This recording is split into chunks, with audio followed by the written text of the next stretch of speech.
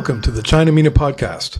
I'm your host, Jonathan Fulton, a senior non-resident fellow at the Atlantic Council and a political scientist at Zayed University in Abu Dhabi, United Arab Emirates. In our last episode, we discussed some of the factors that have put a ceiling on the China-Iran relationship. One factor that is often overlooked is the deep levels of political and economic engagement between China and Iran's neighbors and rivals in the Gulf Cooperation Council. China has comprehensive strategic partnerships with Saudi Arabia and the United Arab Emirates, putting them at the same level of diplomatic standing as Iran. And Qatar, Kuwait, and Oman all have strategic partnerships with China one level down. But it's in economic terms where we see the real difference.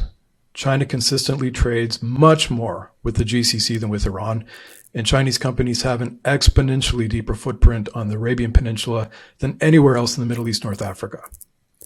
While the China-Saudi Arabia relationship correctly gets a lot of attention, I would argue that Beijing's most diverse and sustainable Arab partnership is right here in the United Arab Emirates.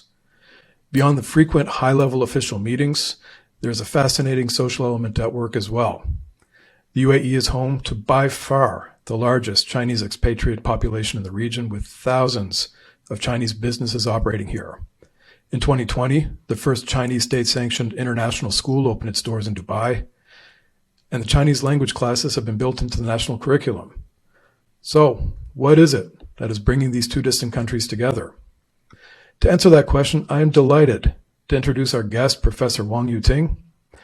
Yuting is a professor of sociology at the American University of Sharjah in the UAE.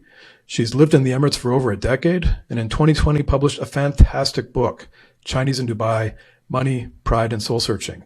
I can't think of anyone who can tell us more about China-UAE relations. Yuting, welcome to the show. Hi, Jonathan. Thanks for having me here today. Oh, of course. I'm so happy you could do this for us. So, Yuting, I want to ask you first about your book. What can you tell us about the Chinese community in Dubai? Why did they come here? How long has the community been here? And what keeps them here? Excellent questions. And those are the questions many people have asked me, and which led me to do research about my own ethnic community here in the UAE, and eventually led to the writing of the book and then, the publication of the book. So here we go. To put this in a nutshell, the Chinese community has been here actually since the early 1980s, but they were in a very small number at the time. And the growth is really driven by China's economic reform that deepened in the 1990s, and especially by the end of 1990s and early 2000s. And, we had this, the new policy that encouraged the small to medium enterprises to go out, and which has generated a steady flow of Chinese into the new market here in the Middle East, especially the oil-rich region and the Gulf. And so that's how the Chinese started coming to this part of the world. And then, as you can tell, the driving force is mostly economic. So they're mostly, voluntary economic migrants. But over the years, and the population has also become quite diversified in terms of their occupation, and they have always actually been quite diverse in terms of social class. And so they have been here for actually quite a long time, but yet, they're not quite noticed. I think there's a lot of misunderstanding about the Chinese community in the region, and because their concentration in trade and commerce. But what I've seen is a vibrant community that has grown exponentially since the end of 1990s and the early 2000s, and in the last 2 decades in particular. And we've seen the diversification of professions amongst them. And so that's a short sort of, overview of the Chinese community. No, that's great. One thing you said that really stood out is they're not entirely noticed. And I'll talk with my students sometimes and mention how many Chinese people are actually living here. And my Emirati students are shocked. They'll say, I had no idea. And they think mostly it's centered around, well, as you know, to our listeners, there's a massive Chinese retail complex in Dubai, which I'm sure Yuting will talk a lot about. And I think most people think it's basically that's ground zero. But, again, in your book, you show that it's actually really quite spread out. Just for our listeners, you say it's a big population. I've heard so many different numbers. Do you have a sense of how many Chinese actually live in the UAE? Well, it's actually difficult to tell, especially since the beginning of the pandemic.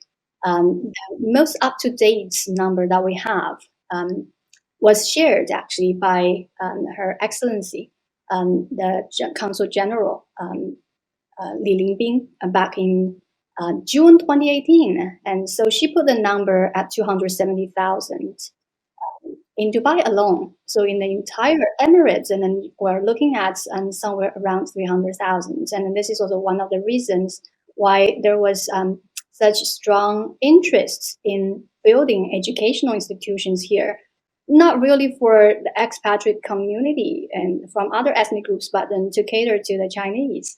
And so that's something that you mentioned earlier, and the opening of Chinese school in the midst of the pandemic. That was actually quite amazing. That is amazing. 300,000 would put China at one of the larger single country communities in the UAE. Of course, the UAE is really a very diverse country.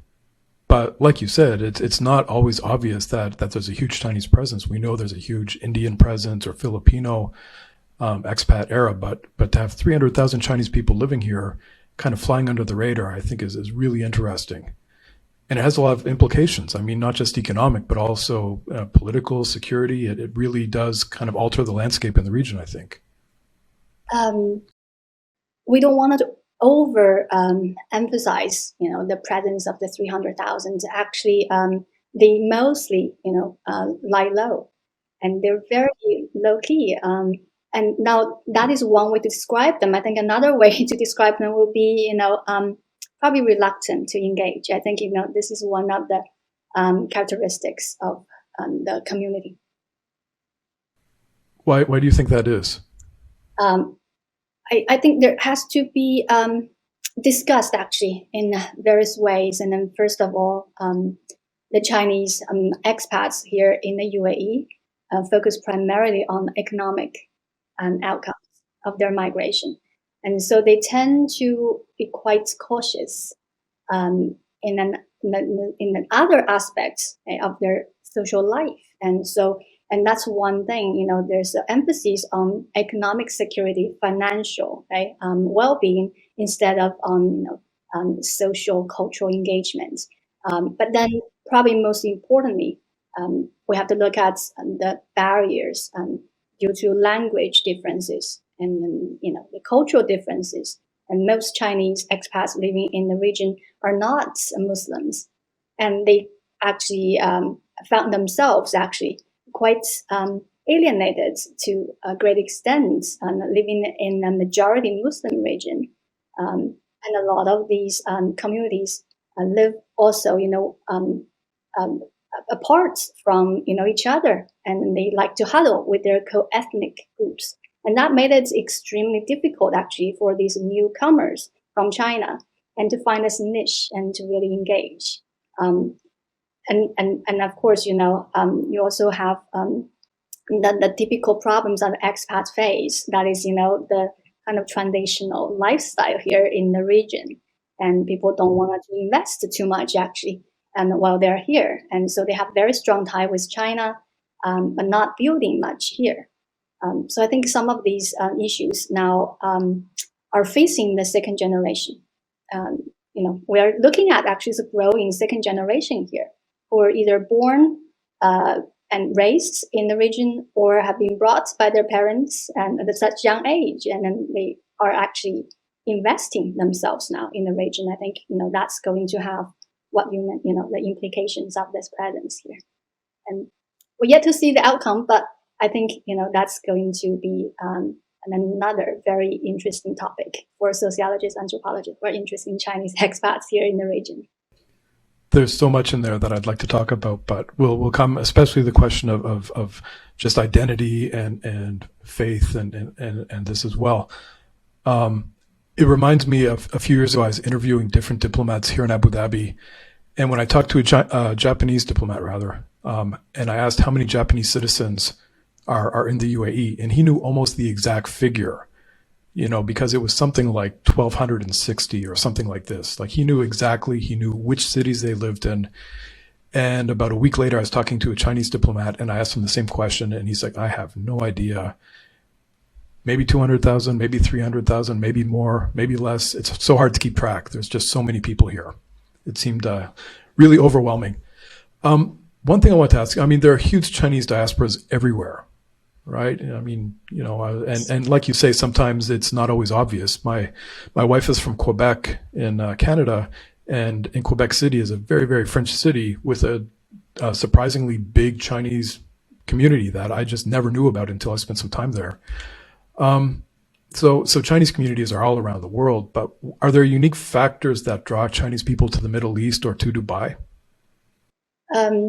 Very good question indeed. I think, in the studies about Chinese migration, or the main focus of Chinese diaspora has always actually been in Southeast Asia and in North America. Then there has been interest in studying Chinese trade communities in Europe, but Middle East has been this blank region, and it's really unknown.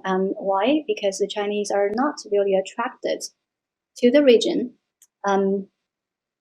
for a very long time until recently, as I mentioned. And so the influx of Chinese actually began toward the end of 1990s and early 2000s. So they have been here for just about 2 decades. And one of the reasons has to do with the economic opportunities here in the UAE and in the Gulf region and in the Middle East and North Africa in general. As economic migrants, and they seek out markets that have potential. And so some of these developments in China, especially since the reform began, and then the developments here in the Middle East, and sort of coincided. And so that's was one of the impetus that had driven Chinese merchants and traders look at these unconventional markets, right? So that's an economic goal has been there, economic driving force has been there to push them to other parts of the world and to seek out. And so the first wave of Chinese migrants or Chinese expats, for lack of better words, right, were the ones who were quite adventurous, actually, risk-taking traders. And they're not really the ones that we would describe as entrepreneurs, but then they were the first generation were eager to look at these unexplored markets. And then the going out policy that was developed in 1999 and in early 2000s has really generated this kind of interest among this new generation of Chinese entrepreneurs, and who are looking at possible destinations and to kind of try their luck and then to really kind of test the water. So I think the increased number of Chinese population in the region and really sort of becomes a barometer of China's its own economic development, as well as the development here in the region. And so that's something that I found quite interesting. And then this a flow of population is very closely linked to the broader sort of political economic context. So one thing I've noticed, as you know, I track China GCC relations pretty closely, and over the years you see a lot of patterns. So, here in Abu Dhabi around 2016, 2017, we start to see a lot of things move after the Crown Prince Mohammed bin Zayed traveled to Beijing and met with Xi Jinping, and they signed a lot of deals. And suddenly what we saw in Abu Dhabi was a lot of Chinese companies and groups from Jiangsu province kind of came to Abu Dhabi. And then we saw in 2017, in Oman, there was a lot of talk about this project in Duqm, and we saw a lot of people from Ningxia. So it seems like, and again, like that's why it's great to have a sociologist here to ask, is this, do these large consortiums or local groups or networks, are these people that are traveling together, they see an opportunity and kind of as individuals or as groups do it, or are they being directed by the state or by like the National Reform Development Commission or ministries? What is it that's making these kind of, and also in Dubai, what do you see? Are there localities or provinces or cities in China that are more deeply represented in Dubai? Right. Actually, I think there's a little bit of everything here. And so you have these individuals and who, for various reasons, have been attracted to the region, whether they're adventurous entrepreneurs or they had a personal interest in the region or some sort of family ties. But then you also see groups that has been sort of pushed actually by state policy and also by some of these locally developed development plans, and especially in the northwest region, such as the province of Ningxia. And then you have some of this younger generation of Chinese, and then who have been attracted to global city, and the city Dubai, and so you have a little bit of everything. But then we do see these regional differences actually, even within the UAE. Abu Dhabi actually has drawn a large number of state-owned enterprises. So most of these companies actually concentrate in Abu Dhabi, and so the people who work for these large corporations, they lead a very different life than other Chinese traders, merchants, or professionals who live in Dubai. And their life is much more institutionalized. I don't know if you noticed that, they mostly would actually rent these large villas, and where, the Chinese employees would actually share the same living space, and they actually have built their own cafeteria, and then they hire chefs and helpers from China. So they still live in a Chinese environment. They rarely reach out and engage with other Chinese living in the country. But people in Dubai, the Chinese people in Dubai, however, they're much, much more diverse, and then they're also much, much more active. They're not bound to state-owned enterprises, and they do not respond to the state policies and to that extent. And so they're much more flexible. And so they find their ways to engage with other expat communities. So I can see actually in recent years, especially since pandemic began, there's much more engagement happening now at different levels. But most of the engagements were actually grassroots movement and done by people who have been here for a very long time, have really invested themselves, and then have developed some sort of emotional attachment to the region. They're becoming more and more like other expats, maybe the Indian expats and the Filipino expats, than the people who work for the state-owned companies and who are on rotation basis, and every 3 years they would be relocated to another location, and so they don't really have that kind of interest to develop social ties. I absolutely recognize that here because, again, you have just so many much, much, much better Chinese restaurants in Dubai. Right. And in here in Abu Dhabi, I mean, really, I know that over the past few years, especially since a lot of these big SOEs have come to Abu Dhabi and Khalifa Port, and doing really big contracts in Abu Dhabi Global, but we don't see a Chinese community here the same way you do in Dubai, where you can just be walking along the creek and see Chinese characters on a sign and go, oh, Yeah. So it does feel different. You've got interesting experience as an expat yourself, right? Like you did your PhD in the US, didn't you? So you've got.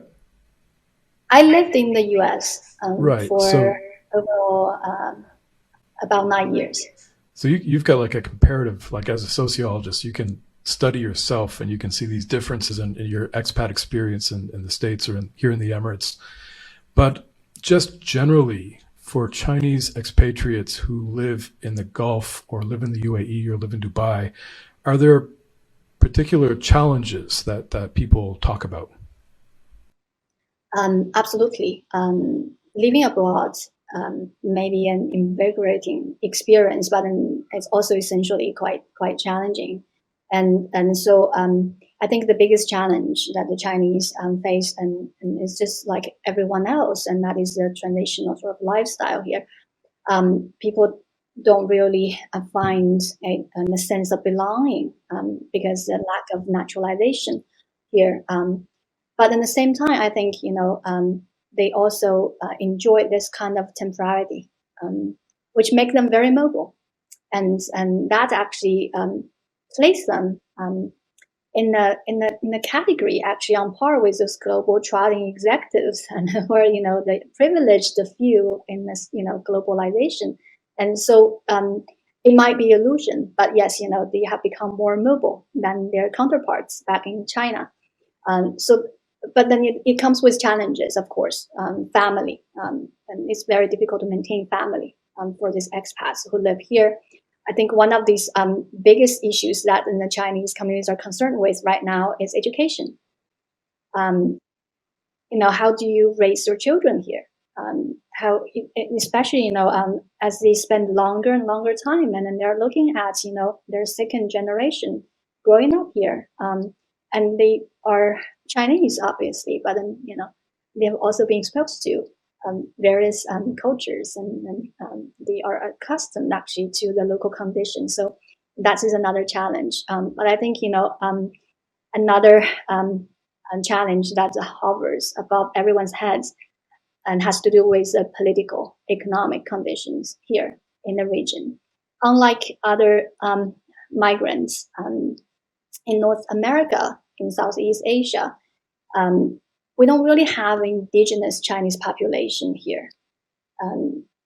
Everyone's new, and the longest staying Chinese expats probably came in early 1980s, so they're still not very old, and then there are very, very few of them. So most people have been here for a decade, and then actually I have been here for 13 years, and then I'm around, among this kind of, the long-term staying residents here in the UAE. So, and then this is something that is challenging because you don't have this kind of social networks that would help you to understand the currents, the political currents, and then economic currents. And so we have to be actually very careful about where they invest and what they invest, and then, when you have to withdraw from the region. So I think that is something that's always talked about in the community. And now the political and economic situation here has been relatively stable in comparison to other places, and that is the reason why Dubai and Abu Dhabi have been the base of the largest Chinese expats here in the entire Middle East and North Africa. You don't find this anywhere else. Yeah, I remember when I was doing my, research for my PhD, so maybe 9 or 10 years ago, and there was a Chinese banker who lives in Dubai, but he'd been operating in the region. Most of his contracts were in Saudi, but he made sure his company set up the regional HQ in Dubai because he said, we find this a very comparatively comfortable, compared to where in Saudi you're navigating not just different cultural experiences, but different approaches to religion, or things that might be hard to understand. So it does have a pretty big appeal, I think, here. But still, like you say, a lot of people come and go pretty quickly. You've been here, you said 13 years? Yes. Yeah, this is my 16th. Consider very long. Actually. Yeah, and we're like the old people, right? Like everybody's like, oh my God, yes, you've been here so long. Yeah, it's strange. I mean, we constantly see people come and go all the time. And for us, I mean, we all both have young kids, right? So with kids growing up and their friends just constantly are moving, it's a very unusual experience, I think. But what's interesting is that I've seen Dubai becomes a hub of broader Chinese diaspora actually in the Gulf, and even actually stretch as far as Ethiopia. You have entrepreneurs working in Ethiopia, but set up their family base here in Dubai, and they have been enabled by these, the very well developed the routes of Emirates airlines, and then so they maintain this kind of connections, and then the different continents, in fact, right? So the central location of Dubai has really broadened up the reach of Chinese communities. So these are not just family ties, and they are also economic networks that they're expanding, based in Dubai and radiates far away into Africa. and into Europe and Central Asia and South Asia as well. Yeah. Yes. All over the Middle East. I mean, this is something I keep bringing up, especially with my students, to say this is such a smart source of security for your government, because when you're in a competitive region like the Gulf with aggressive neighbors like Iran, to have these huge populations really does provide a lot more security. And also the fact that the UAE is hyper-connected, that it's a logistics hub, it's a safe business community, that, like you say, you can set up a home base in Dubai, but service contracts in East Africa, in Egypt, and Central Asia. It really does explain why this place is pretty successful in a lot of ways, yeah? Yeah, and this is one of the reasons why Dubai has become more and more interesting and an attractive destination for Chinese migrants, the mobile ones, and who are always on the edge and to find out more about the new markets and the new opportunities. So what are Chinese people doing here then? I mean, we know in Abu Dhabi, they're here with big SOEs. In Dubai, I assume there's a lot of regional headquarters in Jebel Ali and Jafsa. But, if there's 270,000 approximately, I mean, you must see the whole spectrum. Are we seeing a lot of small businesses? Are there a lot of service industry jobs that cater specifically to the Chinese community? What do you see? You're absolutely right. There's a very wide spectrum of businesses, projects, and that are going on and are operated by the Chinese. And so most of them, I would say, still concentrate in small to medium businesses, and then mostly operate around Dragon Marts. And well, it is true that Dragon Mart is the face of Chinese community here in the UAE, and everyone would automatically associate Chinese people and the Chinese community, or even China, to Dragon Marts. That is the fact, right? And therefore, I think we are unlikely to find Chinese everywhere else. However, they really do spread on a very wide spectrum. So we have these highly educated Chinese, and especially the younger generation, who are in their late 20s, early 30s, and they're educated in Europe and North America. And they have come to Dubai for various reasons, and many of them actually work for multinational corporations, and now they're relocated to Dubai. And so these people, they're actually quite active, and then they also we would actually refer to them as part of the creative class. And maybe there are actually quite a number of artists here in Dubai, and maybe they actually have become quite successful in the Chinese art market. Yet, they're not so well known by the China UAE scholars. I think, there's something overlooked because the focus has been always on trade. So, you have some of these very interesting individuals here. Some of those work for Fortune 500 companies. And so that's at one end, creative class, and very innovative, very engaged, because they had no language barrier. So they fit right in with the the elite here within the expat community, or even have developed this very meaningful relationship with Emiratis. But then on the other sides, right, you have Chinese workers, and now we don't see many of them now because COVID. But yes, in Sonapur, for example, you see them there. I mean, there are very, very few of them, but yes, they were there. So you have this kind of, the other side, the other extreme sides of Chinese presence. So you have these wage workers, and who have come here and to try to make a little bit more money and then send home. So you have this kind of migration, but then these are odd examples. Most people will be in the middle, but then they are engaged in different kind of trades, and many of them are small to medium businesses. And then you have now, I think what is interesting that we see growing investments of capital in education, in training facilities, and in medicine. This is something that probably again overlooked by many, or probably unheard of. But then there are a sizable population who are engaged in providing educational services, and then medical services, and then of course you also have bloggers and social media and celebrities. Instagrammers. Now they have actually, yeah, they have made their fame actually, broadcasting content created here based on their life in Dubai, and they have gathered actually quite a fan base in China. So there's a fascination about Dubai, and the stories are being told actually from the eyes of these social media startups and then the bloggers, and they've done actually wonderful things really to introduce the region and to China, a big market that is waiting actually to now come back to Dubai, and maybe very soon. So one thing I find, Yuting, the UAE does a really good job of promoting religious tolerance here.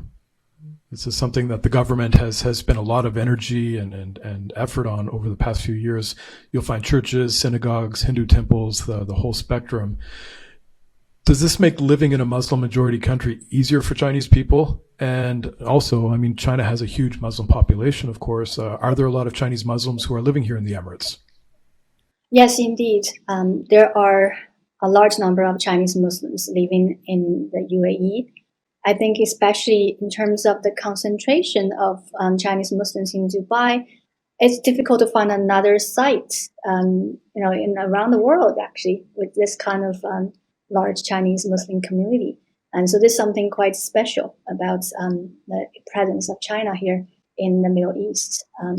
Now, the religious policy implemented in the UAE has been quite positive, I think, as it perceived among the Chinese community here. It has given a lot of flexibility, and also allowed more engagement actually between the non-Muslim Chinese and the Muslim Chinese. And there was a book actually published many years ago on Chinese Muslims, and then the title was The Familiar Stranger. And it was actually a very interesting book about Muslims living in China, the northwest part of China especially. But I think, in the UAE, I would say the Muslims are no longer strangers to most Chinese working and living here. And the longer people spend time there, and then inevitably they will make social contacts actually, or even become friends with Chinese Muslims. And then the visibility of Chinese Muslims in the UAE, in Dubai in particular, is quite significant. Yeah, so I remember I was talking to some friends years ago when I first moved here. I had North American friends who were Muslim, and they said they found it much easier, living here than living back home in the US or Canada or wherever, just because, if you are a Muslim person living here, everything is just a lot more convenient. You don't deal with a lot of the same kind of issues or prejudice or issues that you might face at home. So I imagine for Chinese Muslims, it's probably a similar situation where it's a pretty comfortable place to practice your faith and not feel any kind of issues there. Indeed. But if I may, I just wanted to add another layer of, their experiences here. So the Muslim Chinese who live in the UAE has also actually served as a bridge between China and the UAE in many ways. And they have become very important cultural capital, in fact. And that's, have served many functions in the society, actually, between China and in the Gulf region and the rest of the Middle East. Yeah, so that's always something that surprises my students, because they have not a lot of experience with China or Chinese people. And, like everybody, I think we easily resort to stereotype. And when they learn about the religious diversity within China, to realize there's a huge, 20 plus million population of Muslim people in China, that's something that always surprises them, and I think makes them more interested. Which is, I guess, what the next thing I want to ask you about is, living here for so long, what do you find Emirati perceptions of China or Chinese people or Chinese culture, Has that changed over the years? Do you see people looking at China in a different light these past few years? Yes, very clearly, I would say. Based on my own experiences and my research, I think the perceptions have changed very visibly, in fact. And the opening of these, the Chinese language centers actually has facilitated these exchanges. And then, of course, introduction of Chinese language courses into public schools in the UAE have further, strengthened the ties between China and the UAE. So all of those actually are quite positive. When I first came here, I think, people have didn't know, actually, I would say, what to expect, right? From a Chinese person. They knew so little about China that they often found it difficult to understand my presence here in the UAE as a scholar, as an academic, as a teacher, because most Chinese would concentrate in trade and commerce. So that's a stereotype about China. It's mostly about low-cost commodities and being traded in bulk and to entrepreneurs, to business people actually from the Middle East and from Africa. But then now the perceptions have changed because we are seeing a growing number of Chinese investors, and they really challenge the stereotype about China. But it's not always a good thing to be perceived as people who are equipped actually with the financial capability and who are looking to invest in the market. I think that's, again, also a stereotype about the Chinese. Now, many of my students have taken courses with me about China, about East Asia in general. And in fact, this semester, I'm again teaching a sociology course on East Asian societies. And all of these discussions we had actually in classes and have helped them and to decipher some of these confusing or conflictive descriptions about China. So I think, as more and more Chinese, especially the well-educated ones, enter the UAE and, settle down here and become more engaged, and the perception will inevitably change. And so there is an interest, actually, and a desire among Emirati students to learn Chinese and the language itself, to learn Mandarin, and to kind of, try to understand more about China. This generation, a college-educated Emirati, have become really, the new connection, I think, between China and the UAE, because they are eager to understand and to learn. And then they're also actually quite aware of some of these problems with media portrayal of China.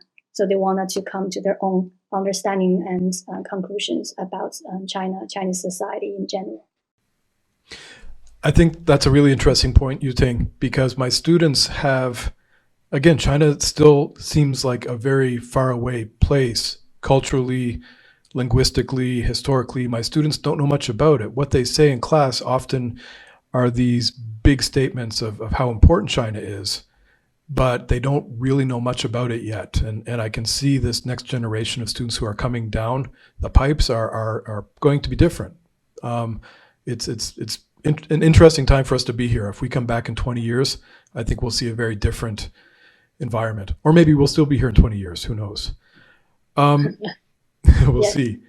So the last thing I want to ask you about, a lot of our audience is not here in the Gulf or in the Middle East. A lot of folks will be in the US or overseas, except, of course, for our students who are probably listening and watching us.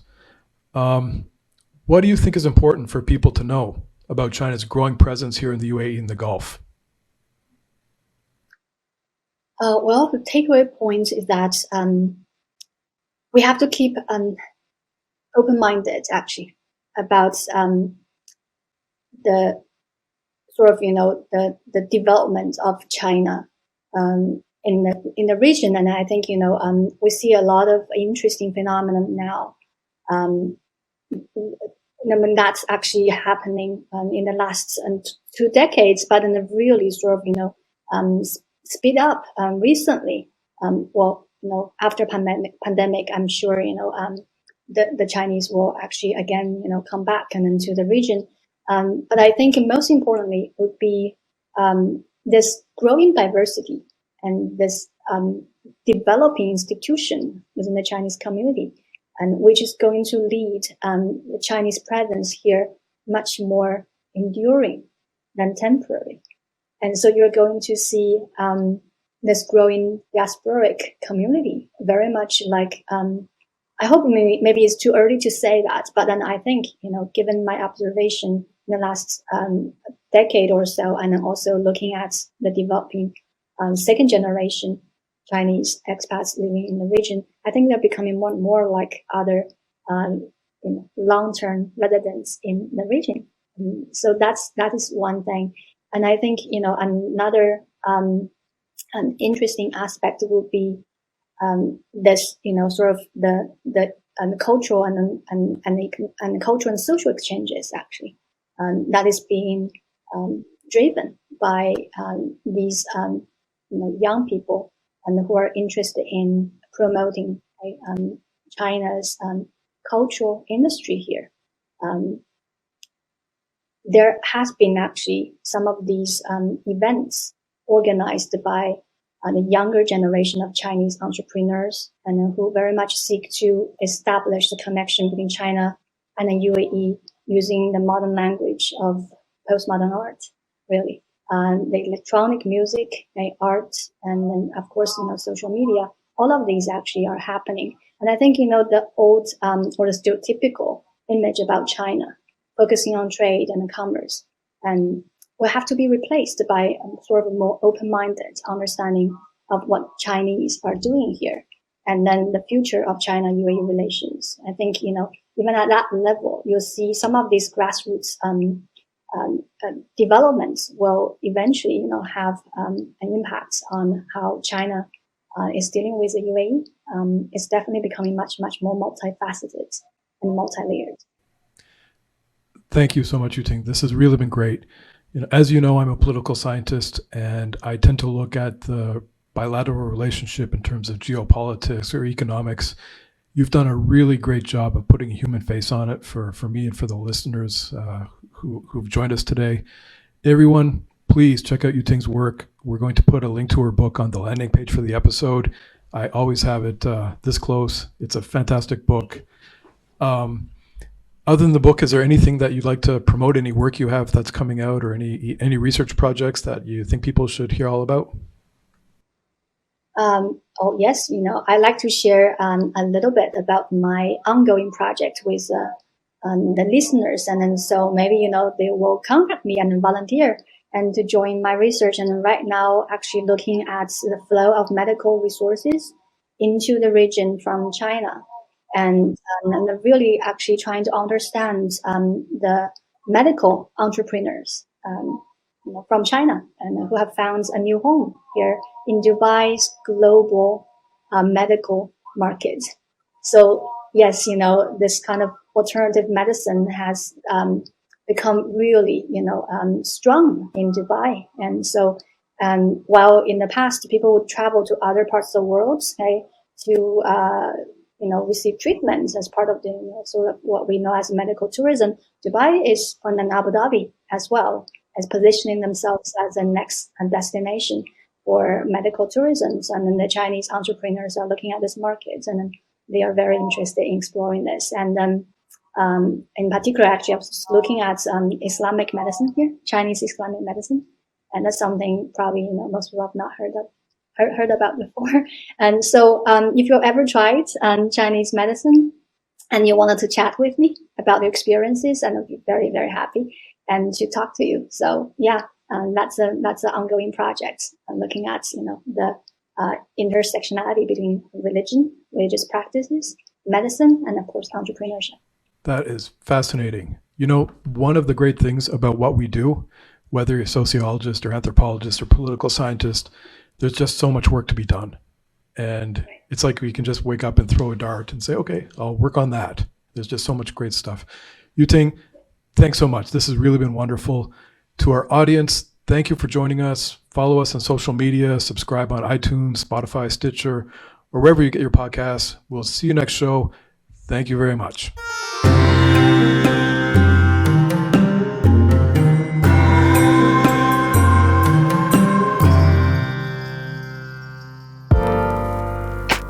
This podcast was produced by Heartcast Media.